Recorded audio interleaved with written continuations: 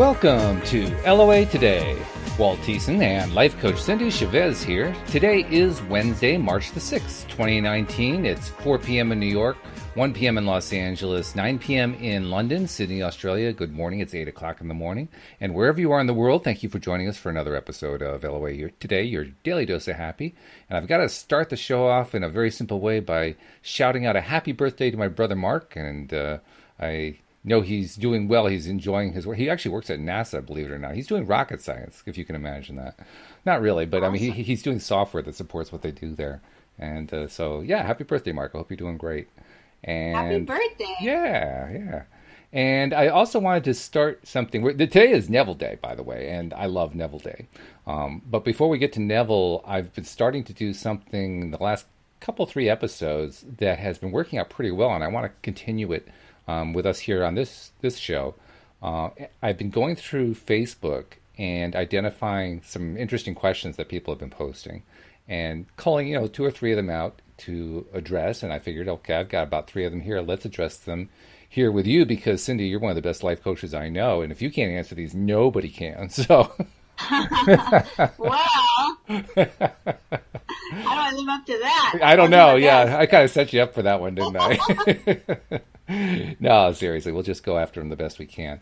So the first one comes from someone named Lisa. She actually posted it, I think, late last night. But she said, is it possible to manifest a certain amount of money, she specified $3,000, on a consistent monthly basis to cover household bills? She says, I was just laid off from my job after 27 years. Now, I totally know that all things are possible when I align with God, but I guess the consistency thing is messing me up.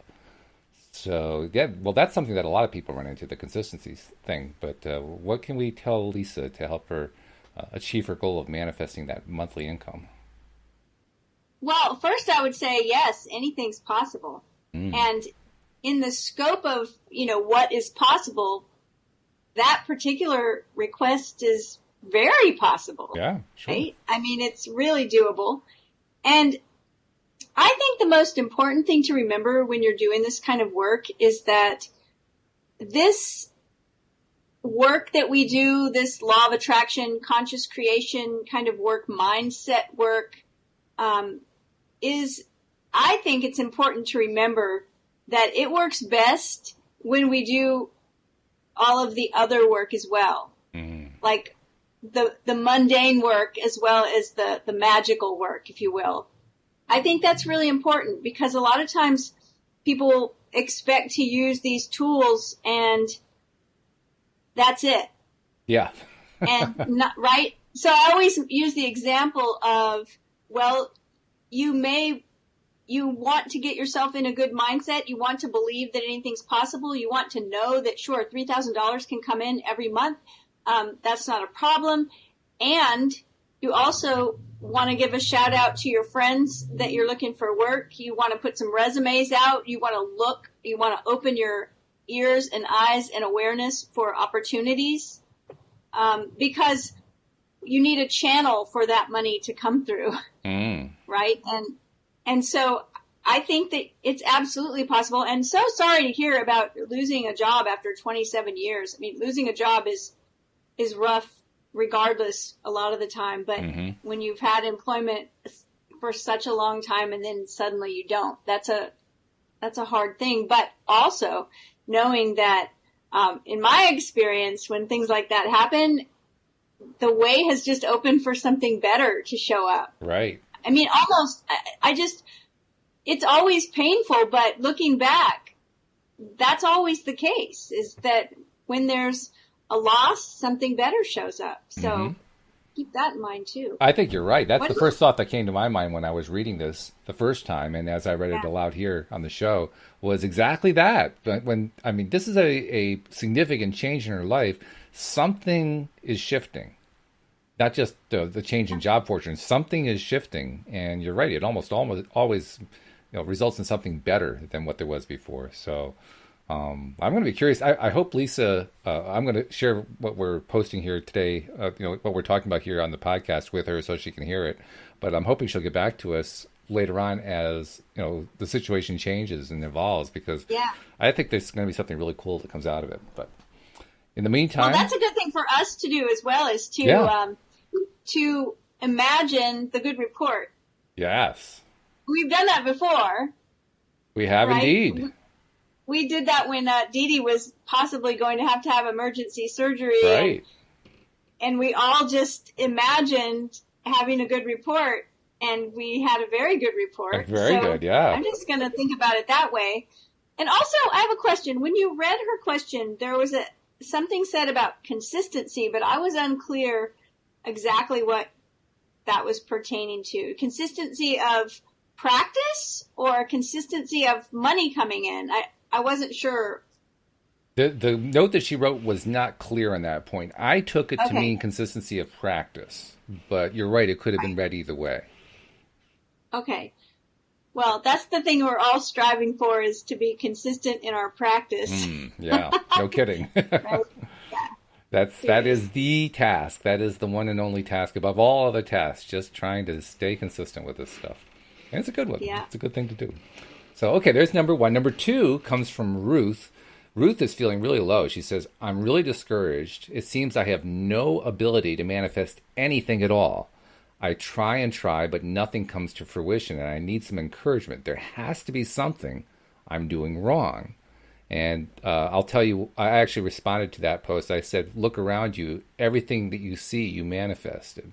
You just have to understand that you manifest everything in your life. So that was my response to her. But what would be your response? How would you address her concern? Because that's something that people run into a lot, especially in early stages with law of attraction. But really, after you've been a deliberate creator for a while, you can get to that point where it just says, oh, geez, nothing's working here.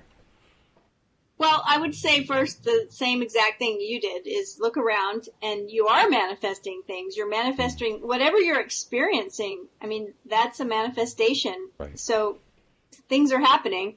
But then there's a hint there. It's like, I try and try and try, which sounds like resistance. In other words, sometimes we have to relax and let go instead of try, and trust the process.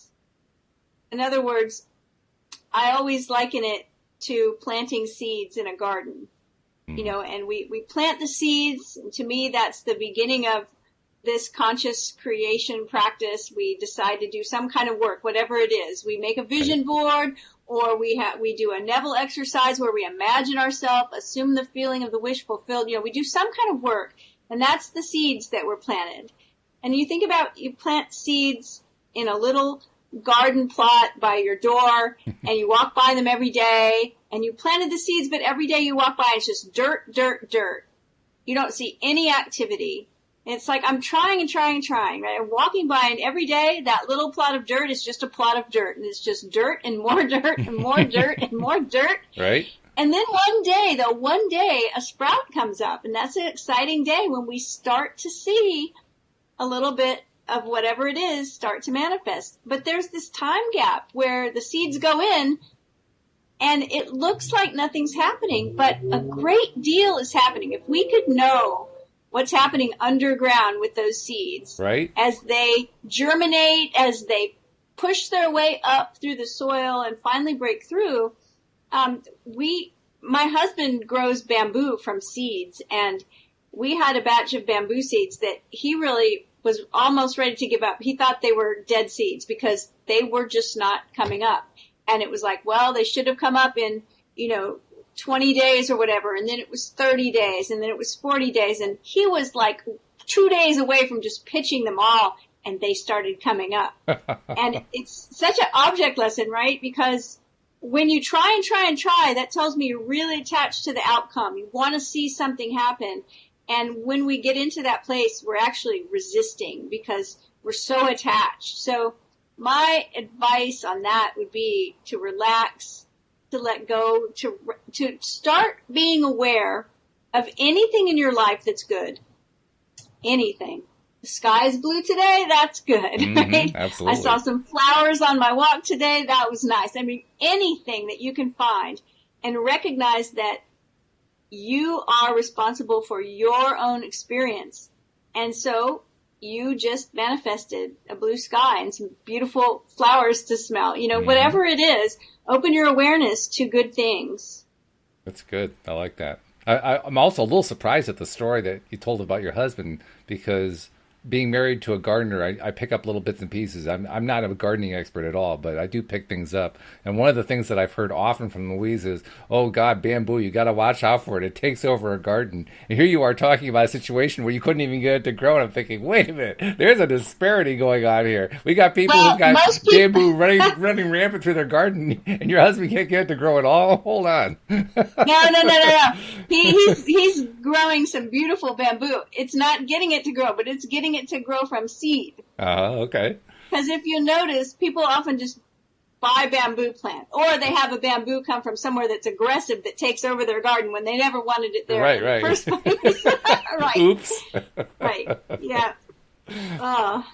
That's funny though. I couldn't miss that particular little tidbit just because I've been inundated by it. Third question. Actually, we have a fourth one that Jeffrey brought in. I'll do that one after this. But the third one is from Lee from New York. And what he wrote actually was not really totally easy to understand. So I'm just going to kind of chop it up in a little bit. Basically, it's very simple. He says, why am I attracting negative energy in people? And then the rest of it was kind of a little bit hard to discern what he was trying to say. But I got the impression that he was saying, it seems like I'm getting the opposite of what I thought I was putting out there. So how would you help Lee? Okay. Well, first I want to say sometimes it's because we're looking for it.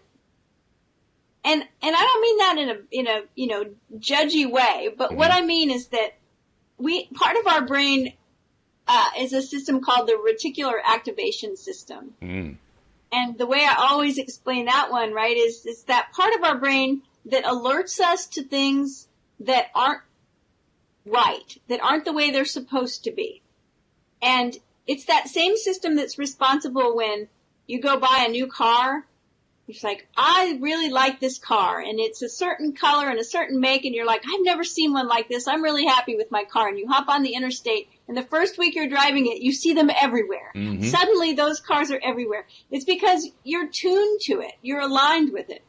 And that system also would be, perhaps there would be a branch that would knock against my window at night, but I would sleep through it because I know it's that branch. It always makes that little noise. It knocks on my window. But if a person were to come and knock on my window, I would probably wake up, even though the sound is very similar. Yep. Because that part of my brain is alerting me, something's not right here. This is different. So that part of our brain tells us this is the same. This is normal. This over here is not the same. It's different. And sometimes once we start noticing something, that part of our brain won't stop pointing it out.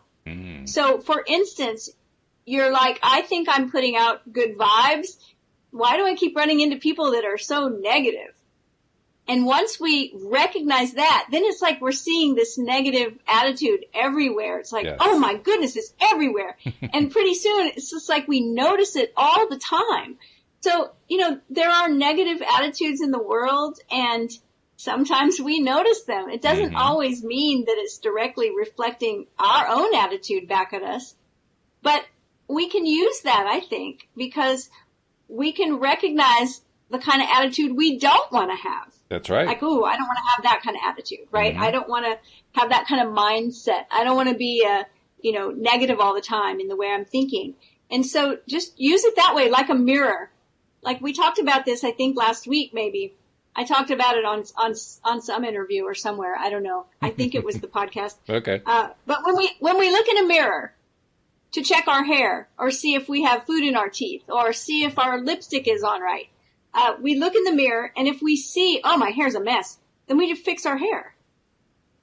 We don't talk about how ugly the mirror is. We don't smash the mirror. We don't scream at the mirror. We just go fix ourselves. So in that way, if we use our experience in life as a mirror that way, not to say, oh, is this all a reflection of me? But just to say, oh, yeah, I don't want to look like that. When I look in the mirror and, I say, oh gosh, I don't want my hair to look like that. I better grab a brush, right? And I just fix it. So it can be really useful to look at it that way and to not judge yourself that you're the one creating all of it. There are 7 billion, almost 8 billion people on the planet, and they're all creating stuff. We're all creating stuff. And some of us are creating negative attitudes. Yeah, no kidding. Absolutely. In fact, I like what you're saying none there. Of us are creating negative attitudes, but But I like what you're saying, and I would add to it that, when we're getting all this negativity coming at us, regardless of how we want to understand, why it's coming there, it's a great opportunity to practice. Okay, I got all this negative energy coming at me. How am I going to respond to it? Am I going to respond to it by saying, oh, I got all this negative energy and so many negative people, and I'm so sick of it? Or am I going to say, you know what? This is an opportunity to say, I don't really care about the negativity. It just doesn't matter to me. I'm going to let it go. I'm not going to let it. I'm going to let it wash over me. And que sera. Who really cares? It isn't all that important to me. And in so doing, I'll drive the negativity away, or more precisely, I'll attract more people who are positive and who are happy and who are feeling good. So it's actually an opportunity too. And you know what? We have to recognize also that energy entrains to itself. So I think the great example of that is if you took the real physical examples, if you take 2 grandfather clocks and put them in a room together and the pendulums are swinging opposite, they will eventually sync up and start swinging the same. Which is wild. Right? And I told that story one time in an interview, and the person interviewing me said that they had spoken to a surgeon who said if you had 2 open heart surgery patients opened up on the table at the same time, their hearts would start syncing up and beating together. Wow. Right. And so, when you have this experience where you're in a great mood and then you run into somebody who's really negative and all of a sudden you find yourself being grouchy and negative too, it happens because we align with each other's energy. So, and for some reason, that negative, that catabolic energy is very, very heavy. And it's much easier to get sucked into that than for your happy, positive, anabolic energy to rise them up when they're in a negative spot. Yeah. Because it's weighty. So, don't beat yourself up too much for experiencing negative attitudes. Just do your best to feel good. That's good. I like that because you can't.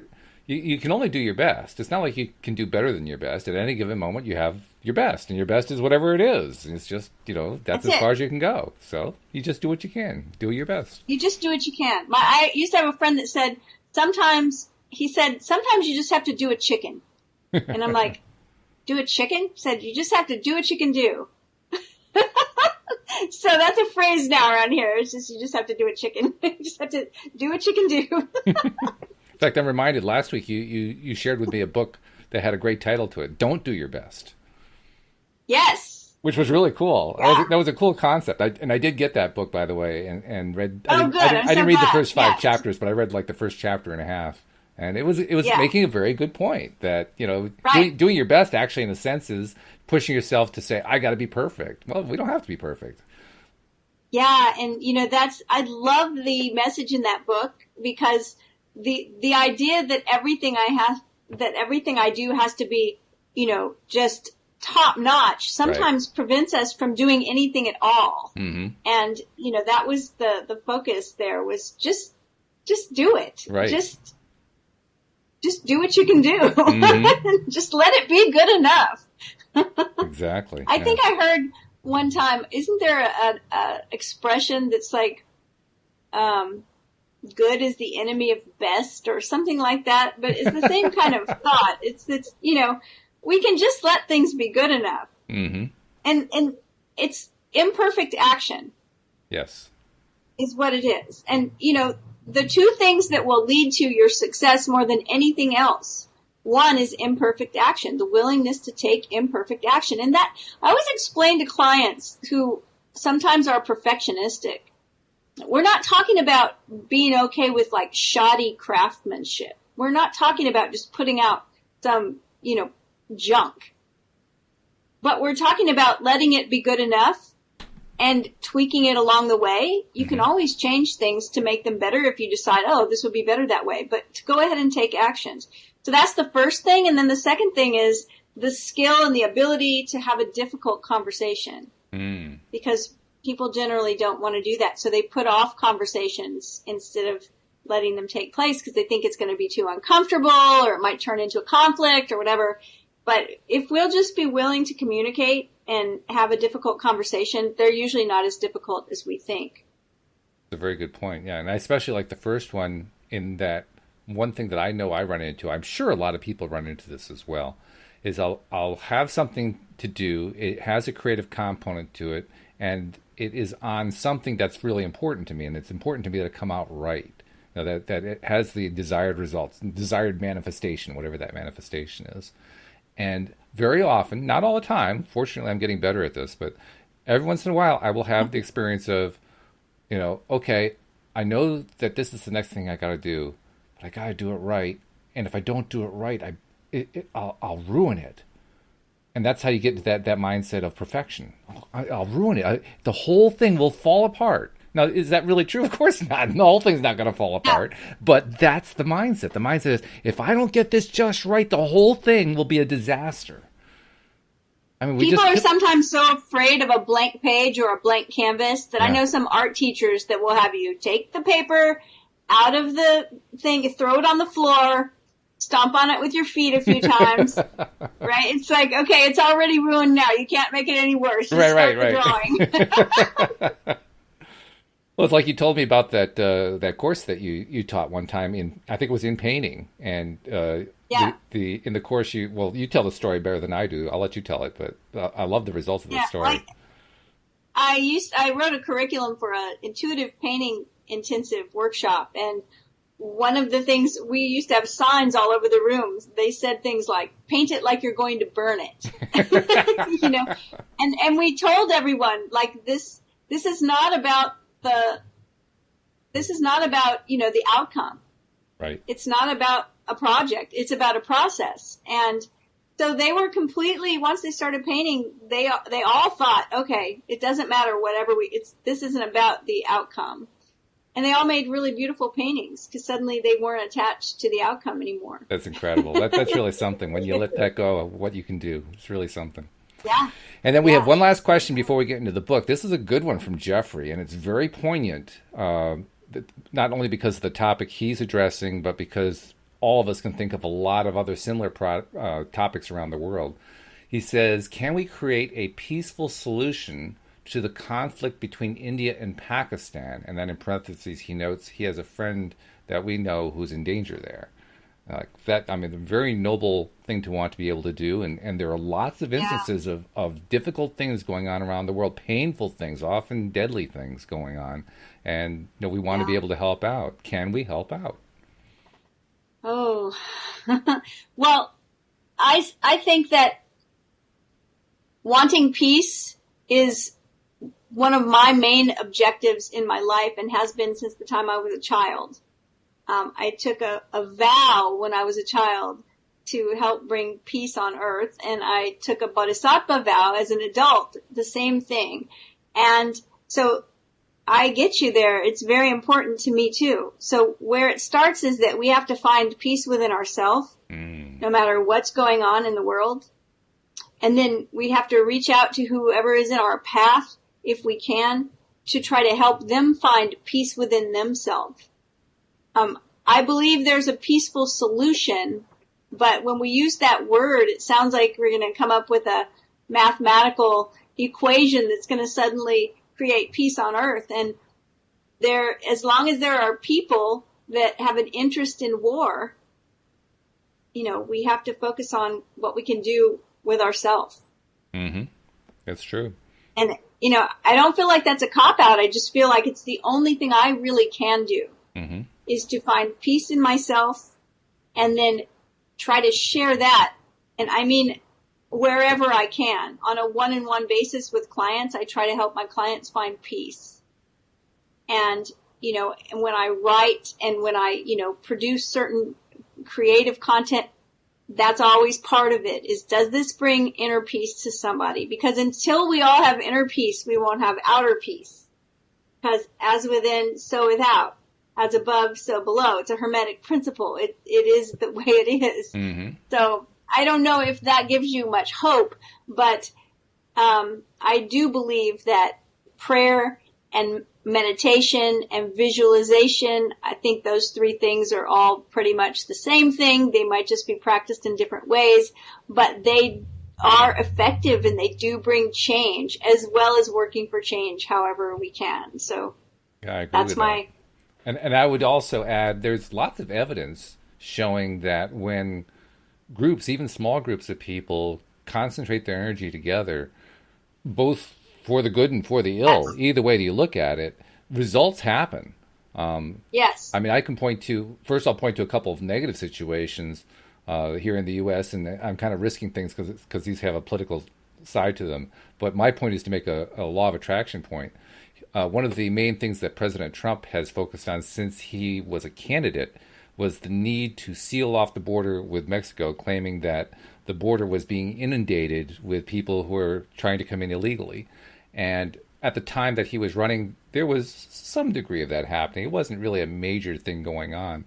But since then, he and his followers have hammered and hammered and hammered on that. And while the time they've been hammering that, the increase has been absolutely astronomical. Just in the last 6 months, since October 2018, it has increased 300% in that time period because of this constant attention they're putting on it. And that's just one example. There are other examples. Here in the U.S., now there's a big thing going on with racism and sexism and all the isms and so forth. And that's now turning into a big deal. I mean, all this focus that people put on stuff whatever creates we the big focus deal. on expands. It really does. And similarly, we know of situations on the flip side where, for instance, I can't think what the group is called. There's a group that has a very common name that I can't remember the name of, but they focus on like the city of Washington, D.C. for a day, and they focus on peace in Washington, D.C. for that day, and Washington police notice that day that crime is down 20%. That kind of thing. They do that kind of thing over and over and over again. So it can also work for the positive. If you get a group of people concentrating their efforts on one positive thought, you do get a positive result out of it. There's also, what's her name? I can't remember the name of the woman who wrote the book on concentrating group energy, and she tends to do it in terms of helping people to heal, people who have dread diseases. Oh, it's Lynn McTaggart? Lynn McTaggart, yes, that's her name. Mm-hmm. And there's another example, people focusing as a group. We did it with Dee Dee, but people focusing on a group, as a group on a single individual, helping them to heal. So clearly, and these things all happen in relatively short periods of time, too. So clearly it is effective.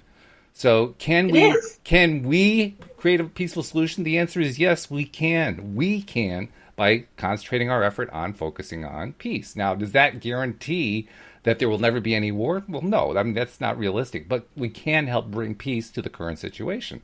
And that's always a good thing. Yeah, agreed. Yeah. So good questions. Very good questions. Excellent questions. And Dee Dee was also sharing some of her commentary, too. Let's see if I can find a particular good thing that she said that was useful. She said, where is it? Well, they had such a long conversation here. I think I'd be kind of breaking up their conversation if I tried to summarize it into one. But nevertheless, if you're listening to the live stream, read the comments. There's really, really good comments there, more than we can cover in a reasonable amount of time, but good stuff there. So anyway, today is Neville Day, and we're going to pick up our Neville books. And we're talking about Your Faith is Your Fortune. And we're on chapter 11. And this is the way I feel about doing Neville every week. The chapter title is perfect. It's Christmas. The title is Christmas. That's the title of the I laughed chapter. out loud when I saw that, right? Oh, I did too. Oh, that's funny. And the next chapter is just as good too. I mean, it's even because it's tough. The next chapter talks about Easter. I mean, so this is where Neville really. This is where the Neville rubber hits the road, and you really learn just how different Neville's interpretation of this is from, say, the standard Christian approach. So, anyway, we are, and once again, right off the bat, Neville is going to start with a Christian scripture from the Christian Bible. And so we always make this disclaimer. Those of you that have been listening already know it, but just in case there's someone that's new listening, Neville often uses verses from the Christian Bible, but his definition and explanations and interpretations of these verses is completely different than anything that most of us have ever heard. It's very esoteric. And so, and he will explain it, and we'll do our best to explain as well. But he starts right off the bat. He says, "Behold, a virgin shall be with child, and shall bring forth a son, and they shall call his name Emmanuel," which being interpreted is God with us. Now, I'm going to give you a little bit of commentary first, just a reminder that when Neville talks about God or Christ, or that he is talking about imagination and consciousness, either one. So keep that in mind as we keep going. Yeah, he's very consistent about that. Yes. Neville says one of the most controversial statements in the New Testament concerns the virgin conception and subsequent birth of Jesus, a conception in which man had no part. It is recorded that a virgin conceived a son without the aid of man, then secretly and without effort gave birth to her conception. This is the foundation upon which all Christendom rests. The Christian world is asked to believe this story, for man must believe the unbelievable to fully express the greatness that he is. Scientifically, man might be inclined to discard the whole Bible as untrue, because his reason will not permit him to believe that the virgin birth is physiologically possible. But the Bible is a message of the soul and must be interpreted psychologically if man is to discover its true symbology. Man must see this story as a psychological drama rather than a statement of physical fact. In doing so, he will discover the Bible to be based on a law which, if self-applied, will result in a manifested expression transcending his wildest dreams of accomplishment. To apply this law of self-expression, man must be schooled in the belief and disciplined to stand upon the platform that all things are possible to God. The outstanding dramatic dates of the New Testament, namely the birth, death, and resurrection of Jesus, were timed and dated to coincide with certain astronomical phenomena. The mystics who recorded this story noticed that at certain seasons of the year, beneficial changes on earth coincided with astronomical changes above. In writing this psychological drama, they've personified the story of the soul as the biography of a man. Using these cosmic changes, they have marked the birth and resurrection of Jesus to convey that the same beneficial changes take place psychologically in the consciousness of man as he follows the law. Even to those who fail to understand it, the story of Christmas is one of the most beautiful stories ever told. When unfolded in the light of its mystic symbology, it is revealed as the true birth of every manifestation in the world. This virgin birth is recorded as having taken place on December 25th, or as certain secret societies celebrate it, on Christmas Eve at midnight of December 24th. Mystics established this date to mark the birth of Jesus because it was in keeping with the great earthly benefits this astronomical change signifies. The astronomical observations, which prompted the authors of this drama to use these dates, were all made in the northern hemisphere. So from an astronomical point of view, the reverse would be true if seen from the southern latitudes. However, this story was recorded in the north and therefore was based on northern observation. Man very early discovered that the sun played a most important part in his life, that without the sun, physical life as he knew it could not be. So these most important dates in the story of the life of Jesus are based upon the position of the sun as seen from the earth in the northern latitudes. After the sun reaches its highest point in the heavens in June, it gradually falls southward, taking with it the life of the plant world, so that by December almost all of nature has been stilled. Should the sun continue to fall southward, all nature would be stilled unto death. However, on December 25th, the sun begins its great move northward, bringing with it the promise of salvation and life anew for the world. Each day as the sun rises higher in the heavens, man gains confidence in being saved from death by cold and starvation, for he knows that as it moves northward and crosses the equator, all nature will rise again, will be resurrected from its long winter sleep. Our day is measured from midnight to midnight, and since the visible day begins in the east and ends in the west, the ancients said the day was born of that constellation which occupied the eastern horizon at midnight.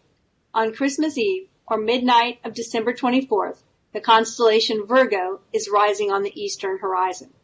So it is recorded that this Son and Savior of the world was born of a virgin. It's also recorded that this virgin mother was traveling through the night, that she stopped at an inn and was given the only available room among the animals, and there in a manger where the animals fed, the shepherds found the Holy Child. The animals with whom the Holy Virgin was lodged are the holy animals of the zodiac.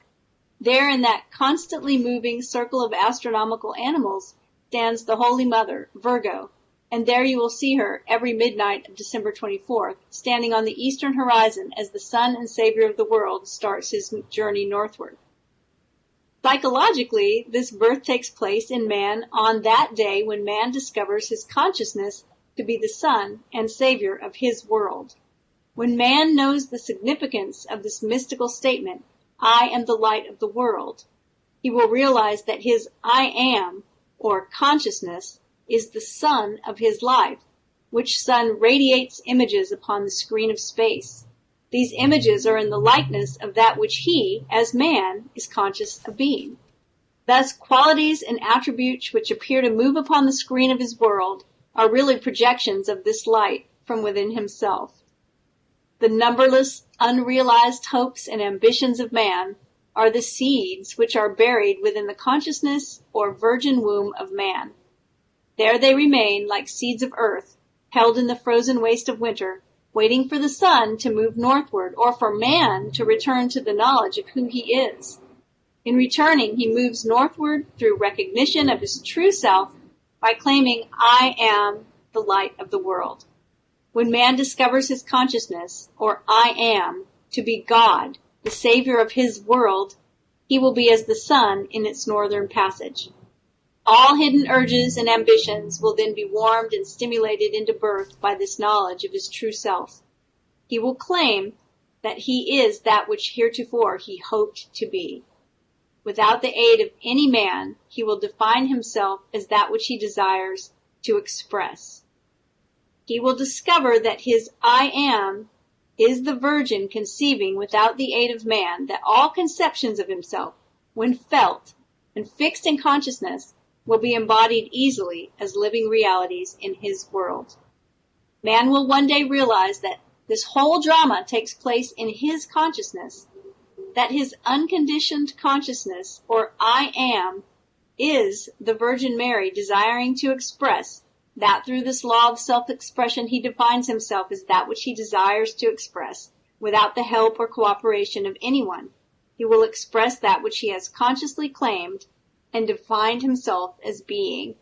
He will then understand why Christmas is fixed on December 25th, while Easter is a movable date, why upon the virgin conception the whole of Christendom rests, that his consciousness is the virgin womb or bride of the Lord, receiving impressions as self-impregnations, and then without assistance, embodying these impressions as the expressions of his life.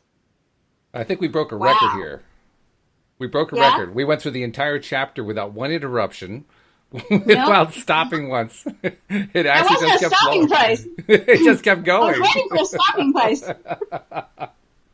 And meanwhile, I was having this imaginary scene in my head played out where the Pope was falling into a dead faint and the cardinals were getting together trying to figure out how to spin this into a story that would fit better into the Catholic liturgy. So. Well, it's a very interesting and very esoteric take on the idea of Christianity, the idea of Christmas, the idea of the virgin birth. Very, very interesting. You know, it's funny. We were talking about things happening that were big shifts.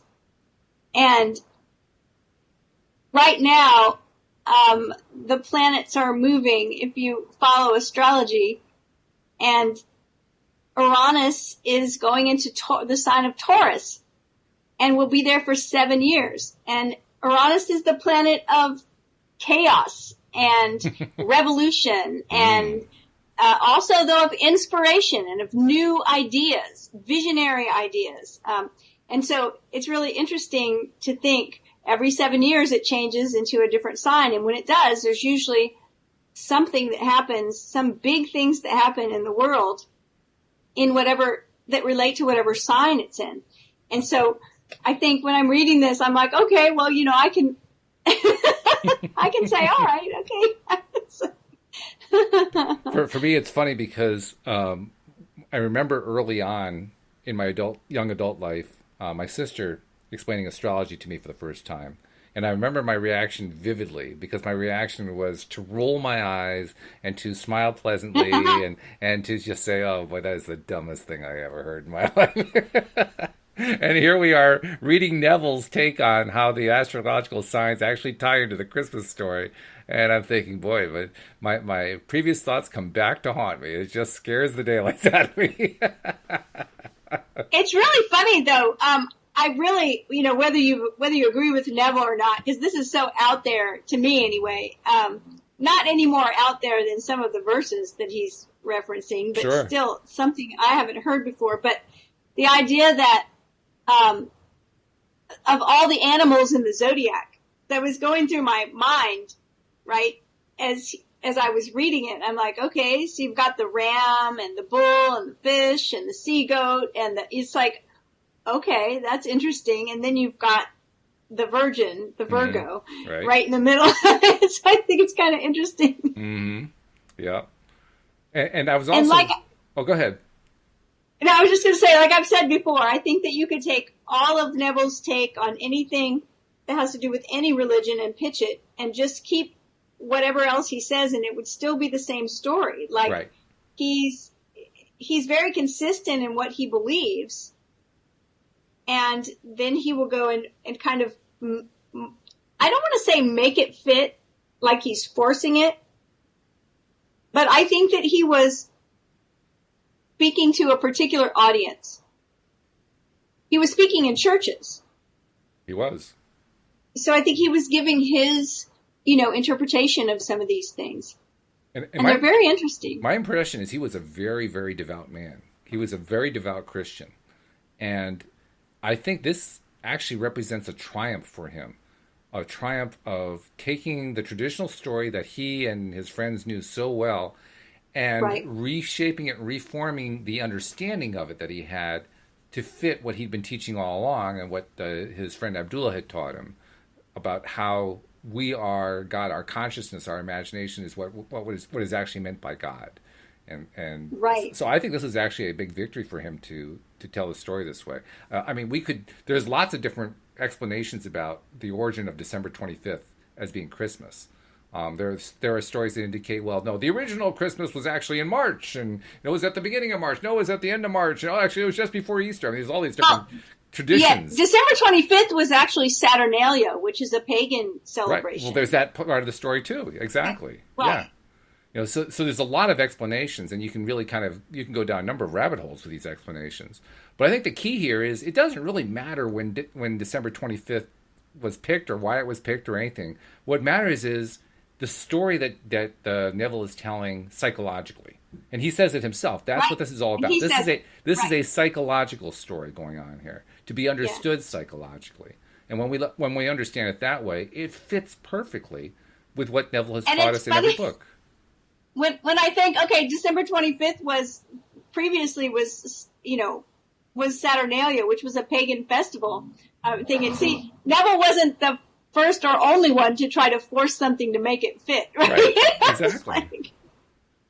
If I want to be really precise about it, he says, well, the 25th is when the cycle starts to go back toward the warmer weather. Well, actually, it's the 21st, so if you want to be really, really pissy about it, well, it's actually 4 days before, but who cares? It still makes a nice story. And that's really the important thing. We love stories. Human beings love Yeah. stories. And stories are a great way to teach. That's really what this is. This is a way of teaching through a story. And it's through a story that so many people, certainly in the Christian world, know really, really well. So on the one hand, he was being very daring by taking on this story and retelling the first time I read Neville and he got into, and it wasn't this book, it was a different book, but he was getting into some of the parables. And of course I knew those parables really well because of my upbringing. Right. And I was like, oh wow, I was kind of blown away at what he was saying because at the time I wasn't a Christian, so I wasn't offended by it. Mm-hmm. And I'm not a Christian now, and I'm not offended by it, but I had been. So I was like, ooh, this is going to be offensive to a lot of people. Like, it was so far out there. Right. And he's committed. I mean, he will double down on it. He's committed to his viewpoint here. And so I think it's really interesting, that he sticks to it. And that like you said, I agree. I think it is a triumph for him because he really did. He kind of knocked it out of the park, He did. And he did it in a way that for those who can let their preconceptions about what the Christian story is supposed to be saying, for those who can let that part go, it's actually a very illuminating explanation that he gives.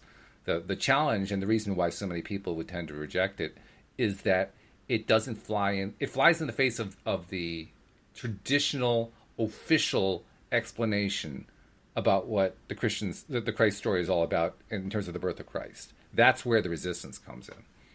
But it wasn't until 400 years after Christ was here, if he was here, that all of this was codified. And the word virgin, it never meant a woman that had never had a sexual experience. It meant a woman that was unmarried and that had agency over her sexual experiences. Exactly. So it wasn't about this sexual purity and all of that. It had nothing to do with that. So it's very interesting, if you trace the history back and you realize what words actually meant, then the story changes again. So, And that, I think, is the message right there. It's always a story. Everyone tells a story differently. Yes. Everyone has a different take on a story. Everyone has a different way of understanding a story. And they're all valid. Every approach is a valid approach because it works for people. I mean, the only approach that doesn't work is the one that doesn't work, because nobody buys into it. They're like, oh, I can't suspend my disbelief on that story. That's just, completely unbelievable. Forget that one. That's the only one that doesn't work. Every other story is valid. And every other story is useful for that reason. Well, it's like, we're always winning the game we're playing. So. Yeah, that's right. Right? You always get it right and the road goes on forever. That's right. That's right. But that was great. I don't know how long the 12th chapter is. We actually have a shot. We could get through it because we only took about 15, 17 minutes on that, so we could do it. We can start it anyway because we've covered Christmas, and this one, like you said, is apparently about Easter. So let's see what Neville has to say. Well, especially since in that last paragraph of that last of what you just read, while Easter is a movable date, he kind of left that one hanging. So we got to find out what he means by that, right? Right. So he starts again. Crucifixion and resurrection. He starts with a verse from the Christian Bible. He says, I am the resurrection and the life. He that believeth in me, though he were dead, yet shall he live. Neville says, the mystery of the crucifixion and the resurrection is so interwoven that to be fully understood, the two must be explained together, for one determines the other. This mystery is symbolized on earth in the rituals of Good Friday and Easter. You have observed that the anniversary of this cosmic event, announced every year by the Church, is not a fixed date, as are other anniversaries marking births and deaths, but that this day changes from year to year, falling anywhere from the 22nd day of March to the 25th day of April. The day of resurrection is determined in this manner. The first Sunday after the full moon in Aries is celebrated as Easter. Aries begins on the 21st day of March and ends approximately on the 19th day of April. The sun's entry into Aries marks the beginning of spring. The moon, in its monthly transit around the earth, will form sometime between March 21st and April 25th, an opposition to the sun, which opposition is called a full moon. The first Sunday after this phenomena of the heavens occurs is celebrated as Easter. The Friday preceding this day is observed as Good Friday. This movable date should tell the observant one, to look for some interpretation other than the one commonly accepted. These days do not mark the anniversaries of the death and resurrection of an individual who lived on earth. Seen from the earth, the sun, in its northern passage, appears at the spring season of the year to cross the imaginary line man calls the equator. So it is said by the mystic to be crossified or crucified that man might live. Whoa. It is significant that... Go ahead. No, that's all. Just, whoa. It's just like a big reaction. Like, okay, here we go with a real big shift. Okay, crossified. It is significant that soon after this event takes place, all nature begins to arise or resurrect itself from its long winter sleep. Therefore, it may be concluded that this disturbance of nature at this season of the year is due directly to this crossing. Thus, it is believed that the sun must shed its blood on the Passover. Now he's talking about Passover. Yeah. If these days marked the death and resurrection of a man, they would be fixed so that they would fall on the same date every year as all other historical events are fixed. But obviously this is not the case. These dates were not intended to mark the anniversaries of the death and resurrection of Jesus, the man. The scriptures are psychological dramas and will reveal their meaning only as they are interpreted psychologically. These dates are adjusted to coincide with the cosmic change which occurs at this time of year, marking the death of the old year and the beginning or resurrecting of the new year or spring. These dates do symbolize the death and resurrection of the Lord, but this Lord is not a man. It is your awareness of being. It is recorded that he gave his life that you might live. I am come that you might have life and that you might have it more abundantly. Consciousness slays itself by detaching itself from that which it is conscious of being, so that it may live to that which it desires to be. Spring is the time of year when the millions of seeds, which all winter lay buried in the ground, suddenly spring into visibility that man might live. And because the mystical drama of the crucifixion and resurrection is in the nature of this yearly change, it is celebrated at this spring season of the year, but actually it is taking place every moment of time. The being who is crucified is your awareness of being. The cross is your conception of yourself. The resurrection is the lifting into visibility of this conception of yourself. Far from being a day of mourning, Good Friday should be a day of rejoicing, for there can be no resurrection or expression unless there is first a crucifixion or impression. The thing to be resurrected, in your case, is that which you desire to be. To do this, you must feel yourself to be the thing desired. You must feel, I am the resurrection and the life of the desire. I am, your awareness of being, is the power resurrecting and making alive that which is in your awareness you desire to be. Two shall agree on touching anything, and I shall establish it on earth. Again, I say unto you, that if two of you shall agree on earth as touching anything that they shall ask, it shall be done for them of my Father which is in heaven. The two agreeing are you, your awareness, the consciousness desiring, and the thing desired. When this agreement is attained, the crucifixion is completed. Two have crossed or crossified each other. So this reminds me of Abraham talking about alignment. Being in alignment with the thing we desire, right? Very much so, yeah. He says, I am and that. Consciousness and that which you are conscious of being have joined and are one. I am now nailed or fixed in the belief that I am this fusion. Jesus, or I am, is nailed upon the cross of that. The nail that binds you upon the cross is the nail of feeling. The mystical union is now consummated, and the result will be the birth of a child or the resurrection of a son bearing witness of his father. Consciousness is united to that which it is conscious of being. The world of expression is the child confirming this union. The day you cease to be conscious of being that which you are now conscious of being, that day your child or expression shall die and return to the bosom of his father, the faceless, formless awareness. All expressions are the results of such mystical unions. So the priests are correct when they say that true marriages are made in heaven and can only be dissolved in heaven. But let me clarify this statement by telling you that heaven is not a locality. It is a state of consciousness. The kingdom of heaven is within you. In heaven, consciousness, God is touched by that which he is aware of being. Who has touched me? For I perceive virtue has gone out of me. The moment this touching, feeling takes place, there is an offspring or a going out of me into visibility taking place. The day man feels, I am free, I am wealthy, I am strong, God, I am, is touched or crucified by these qualities or virtues.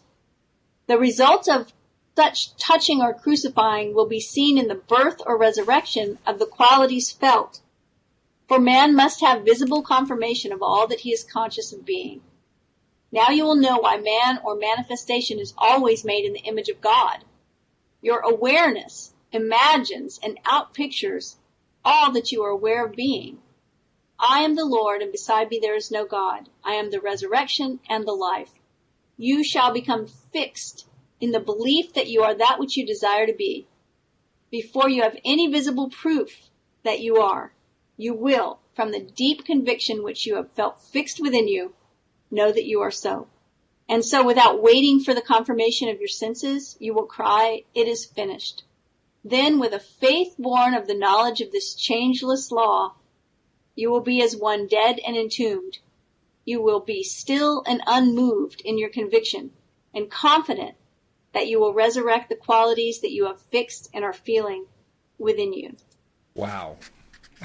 You know what stands out to me of that whole chapter is the idea that something has to go for something else to come in. Yeah.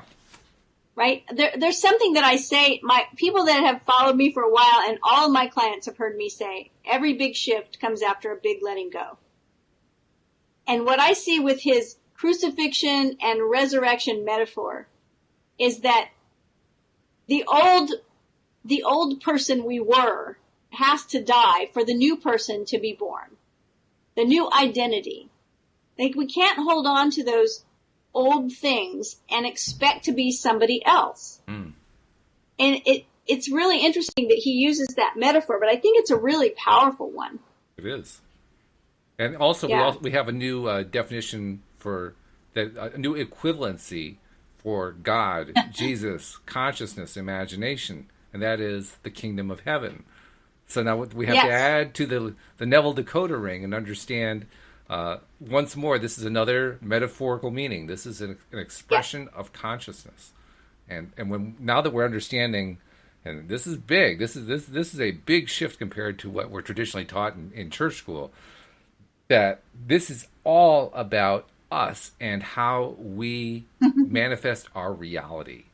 In fact, even as you were reading it, there was one section there, one sentence that included the words man and manifest in the same sentence. And it really struck home for me. Manifesting is manning. It is man creating, manifesting. And wow, it just, I am speechless after hearing what he had to say. Whoops, we just lost the voice there. What happened here? I'm not sure. Here I am. Oh, there you are. Hello. But that's I looked up and my mic was muted. I don't know. I must have done that somehow. That's all right. No problem. Well, we're down to our last minute, so we timed it beautifully. I don't know what else to even say. I think he said it beautifully, so we can kind of leave it there. How about for you? What can we tell people about how to reach out to Cindie Chavez, who obviously knows this stuff really, really well? If they want a little help, how do they reach you? They can find me online at my website, cindiechavez.com, CINDIEDHAVEZ.com. There's a contact form there. I would love to hear from you, just to even say hello. You don't have to need to hire me to reach out and say hello. Just Let me know how you are, what you enjoy about the podcast, what's going on in your life. I'd love to get a shout out from you. It's fun, isn't it? When we do get the contacts from people, it's like, oh wow, Yeah, it's the great. day just got made once more. So Yay. fantastic! Thank you once again for guiding us through this. I can hardly wait to see where we're going in chapter 14. It's going to be really cool. But in the meantime, I would say thank you. I'll talk to you next week. Thanks to our listeners as well, and we'll see you all next time here on LOA Today. Goodbye, everybody. Bye, everyone.